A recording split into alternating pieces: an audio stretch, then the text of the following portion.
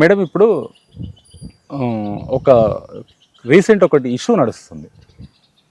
లావణ్య, రాజ్ తరుణ్ వచ్చి సినిమాలో, మీరు ఆల్రెడీ దీని గురించి ఏమన్నా ఫాలో అవుతున్నారా?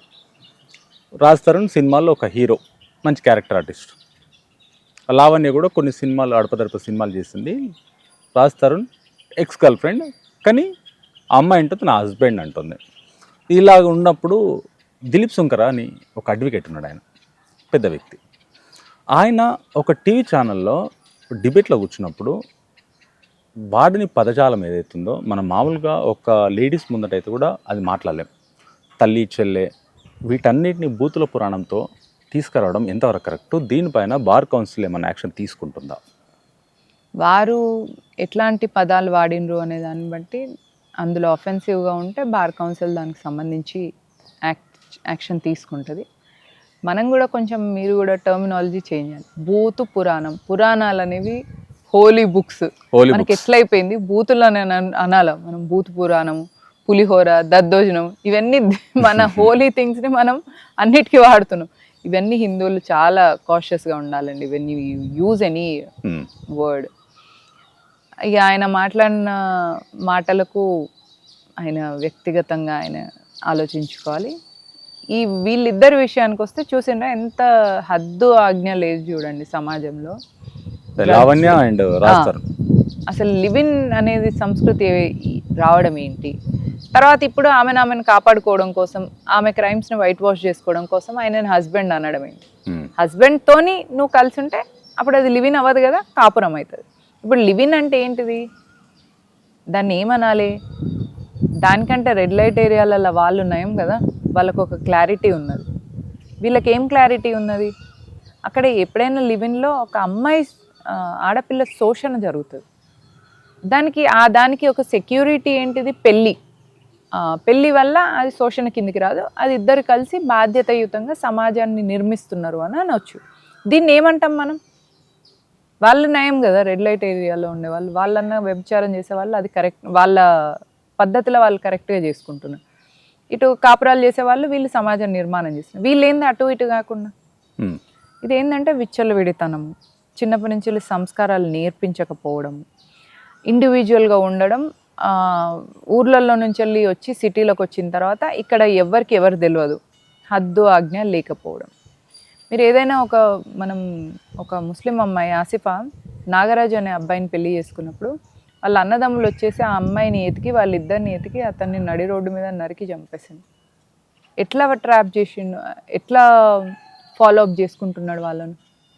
అంటే వాళ్ళకి ఆ ఎకోసిస్టమ్ ఉన్నది, ఒకరి నుంచి ఒకరికి. ఇక్కడికి వచ్చిండు అనుకోండి, ఊరు నుంచి ఒక ముస్లిం దగ్గరలో ఉన్న మసీదులో ఉంటాడు, ఆ మసీద్ అతనికి ఆశ్రయం ఇస్తుంది. అక్కడ ఉన్న ముస్లింలు అతనికి సపోర్ట్ ఇస్తారు, బైక్ ఇస్తారు, కొన్ని కావాల్సిన డబ్బులు కూడా వాళ్ళకి అరేంజ్ చేసి. మనకు అట్లా ఏమన్నా ఉంటుందా? ఊర్లో నుంచి ఒక వ్యక్తి సిటీకి వచ్చిందంటే ఎవరిది వాళ్ళే, హాస్టల్ ఎత్తుక్కున్న వాళ్ళే, ఏదైనా వాళ్ళే. ఈ టైంలో ఆడపిల్లలు వచ్చిండ్రు అంటే చాలాసార్లు ఈ ఆడపిల్లలు ఎవరైతే ఏ హాస్టల్లో ఉంటారో ఆ హాస్టల్ చుట్టూతా కూడా చాలామంది ముస్లిం అబ్బాయిలు ఉంటారు. ఎందుకు? ఈ అమ్మాయిలని ట్రాప్ చేయడం కోసం.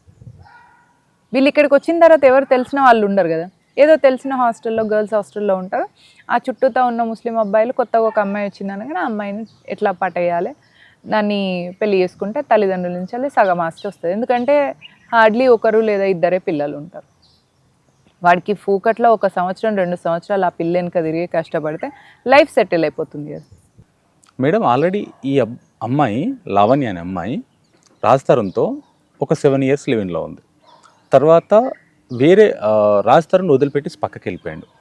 వేరే అబ్బాయితోటి మళ్ళీ సహజీవనం, ఇంకో అబ్బాయితోటి, మస్తన్ సాయి అనే అబ్బాయితోటి, తన హిందువే, మస్తన్ సాయి అనే అబ్బాయితోటి లివిన్లో ఉంది. ఆ కాల్ రికార్డ్స్ కూడా ఒకరినొకరు గుండెలు పంచుకోవడం కానీ, గుండెకాయలు పంచుకోవడము, రకరకాల దాంట్లో సెక్షువల్ కలవడం అని చెప్పేసి మాట్లాడడము, అవన్నీ విన్నాం. తను కూడా మనం ఇద్దరం కలిసి ఉన్నాము, సెక్షువల్ కలిసి ఉన్నాము అని చెప్పేసి తను మాట్లాడడం. ఇదొక 3-4 years రన్ అయిన తర్వాత మళ్ళీ నా హస్బెండ్ రాజ్ తరుణే అని చెప్పి అమ్మాయి రావడం ఒక ఆడపిల్లకి ఎంతవరకు కరెక్ట్? ఇది అధిక స్వేచ్ఛను తీసుకొని విచ్చలవిడి జీవితం గడిపేస్తూ ఉమెన్ కార్డుని ప్లే చేయడం. ఇది ఓకే. విమెన్ కోసం, వాళ్ళ రక్షణ కోసం, వాళ్ళని కాపాడడం కోసం చట్టాలు తెస్తే మిస్యూజ్ చేయడంలో, ఇట్లాంటి హద్దు ఆజ్ఞ లేని ఆడవాళ్ళు వాటిని మిస్యూజ్ చేయడం వల్ల మామూలు మహిళలు చేసే చేసే ఆరోపణల పట్ల కూడా అనుమానాలు వ్యక్తమయ్యేలాంటి పరిస్థితి వచ్చింది. ఏం చేస్తాం, ఇట్లాంటి వాళ్ళని ఇట్లా మిస్యూజ్ చేసే ఆడవాళ్ళు కూడా ఉన్నారు.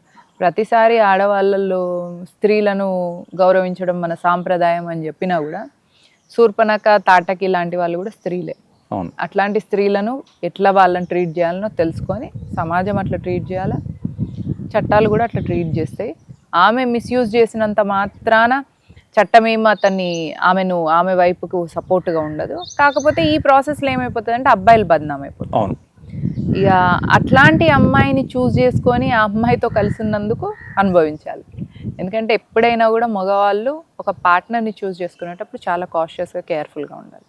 తను మీ పిల్లలకి తల్లి అన్నప్పుడు మీరు కేర్ఫుల్గా చూస్ చేసుకోవాలి. మీరు తనతో కలుస్తున్నారు అన్నప్పుడు మీరు ఆ వ్యక్తితో కలవట్లేదు, ఒక ఆత్మతోని ఇంకొక ఆత్మ కలుస్తున్నది అన్నప్పుడు ఆ సోల్ రిలేషన్ ఫామ్ చేసుకున్న అమ్మాయితో మాత్రమే ఉండాలి అనేది అబ్బాయిలు నేర్చుకోవాలి.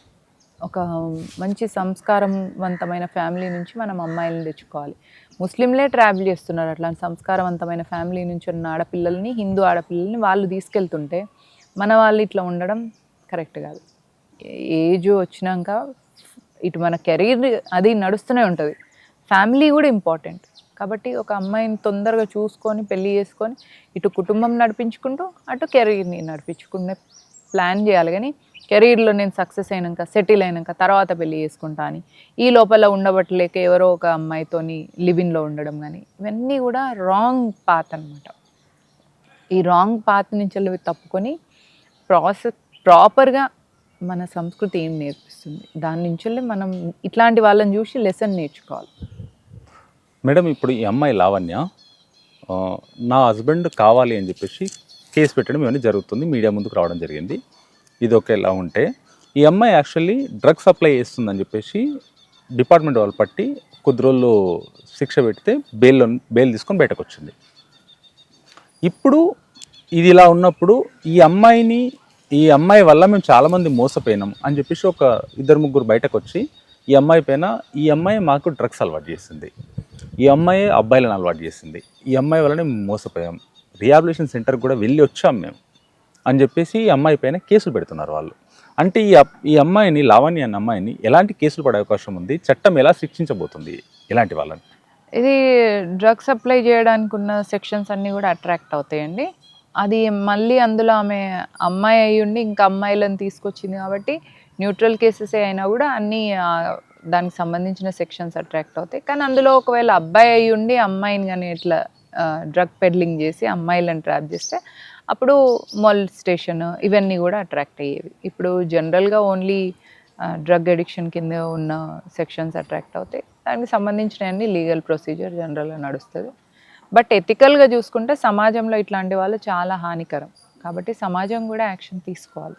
వాళ్ళ పిల్లలు ఎటు వెళ్తున్నారు, ఎవరితో తిరుగుతున్నారు, ఎట్లాంటి ఫ్రెండ్షిప్స్లో ఉంటున్నారు అనేవి పేరెంట్స్ గమనించుకోవాలి.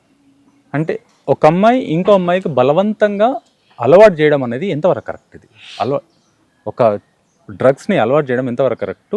దీనిపైన స్పెషల్గా ఏమన్నా కోర్టు ఏమైనా యాక్షన్ తీసుకోవాలి? అసలు డ్రగ్స్ తీసుకోవడమే ఒక చెడ్డ అలవాటు, దాన్ని ఇంకా మీరు ఎంతవరకు కరెక్ట్ అని ఏమడుగుతారు? వేరే వాళ్ళకి అలవాటు చేయడం అదే అంటుందండి. ఆ డ్రగ్స్ తీసుకున్న తర్వాత వాళ్ళకి అసలు సోయి ఉండదు, హద్దు ఉండదు, ఆజ్ఞ ఉండదు, ఏది ఉండదు. అట్లాంటి వాళ్ళు ఇంకొకరిని తయారు చేసుకోవాలని చూస్తారు. జాంబీ సినిమాలు కదా, ఒక జాంబీ ఇంకో జాంబీని తయారు చేసినట్టు వాళ్ళు డ్రగ్స్కి అడిక్ట్ అయినరు, వాళ్ళు దాన్ని వదిలేయలేని పరిస్థితి. అట్లాంటప్పుడు వాళ్ళకి ఆ ఫ్రస్ట్రేషన్తో ఇంకొకరిని కూడా అట్లా పాడి చేసినాం అనుకో, వాళ్ళకి అందులో నుంచి ఒక పైశాచిక ఆనందం వస్తుంది. ఆ ఆనందంతో ఇంకొకరిని చేస్తున్నాం. మనం ఎంతవరకు ఉన్నాం, మనకి ఇంట్లో ఎట్లాంటి విలువలు నేర్పించింది, మన కుటుంబ విలువలు ఏమున్నాయి అనే దాన్ని బట్టి ఉంటాయి. ప్రతి ఒక్కరైతే డ్రగ్స్కి అడిక్ట్ అవ్వట్లేదు కదా. వాళ్ళ ఫ్యామిలీస్లో వాల్యూస్ని బట్టి, ఫ్యామిలీకి ఉన్న బాండింగ్స్ని బట్టి వాళ్ళు లేని వాళ్ళు పోతున్నారు. కాబట్టి సమాజం కూడా అందరూ ఏమో ఆలోచించాలి అంటే పిల్లలకు కాపాడుకోవడం, పిల్లల్ని రక్షించుకోవడం. వాళ్ళు మీరేదో ఒక పిల్లల్ని అనేసి మీ పిల్లలు కాదు, వాళ్ళు దేశ పౌరులు, ఈ సంస్కృతిని ముందుకు తీసుకెళ్లే వారసులు. ఈ ప్రజ్ఞ లేకపోవడం వల్ల ఇట్లాంటి ప్రాబ్లమ్స్ అవుతున్నాయి. పేరెంట్స్ పిల్లల విషయంలో కాషియస్గా ఉంటే ఎందుకు డ్రగ్స్కి అడిక్ట్ అవుతారు? ఇప్పుడు మీరు చెప్తున్న అమ్మాయి పేరెంట్సే కానీ ప్రాపర్గా ఉండేది అంటే అమ్మాయి కూడా అట్లా ఉండేది కాదు. అమ్మాయి అట్లా పాడైపోయిన తర్వాత ఇంకా నలుగురిని పాడు చేసి దాని నుంచి ఆమె ఆనందం పొందుతుంది. That is the repercussion of drug addiction. ఈ టాపిక్లో ఇంకా మాట్లాడడానికి ఏం లేదు. ఫ్యామిలీ వాల్యూస్ లేని వాళ్ళందరూ ఇట్లా అయిపోతున్నారు. ఫ్యామిలీ సిస్టమ్ని చేసుకోవడం, స్ట్రాంగ్ చేసుకోవడం కోసం సంఘం నుంచి కూడా కుటుంబ సమావేశాలు, సమ్మేళనాలు జరుపుతారు. అట్లాంటి వాటిల్లో జాయిన్ అవ్వండి. అందరూ అట్లా ఒక కుటుంబంగా ఐడియాలజీ కోసం నిలబడినప్పుడు పిల్లలు నేర్చుకుంటారు చిన్నప్పటి నుంచి. అప్పుడు ఇట్లాంటి ప్రాబ్లమ్స్ రావు.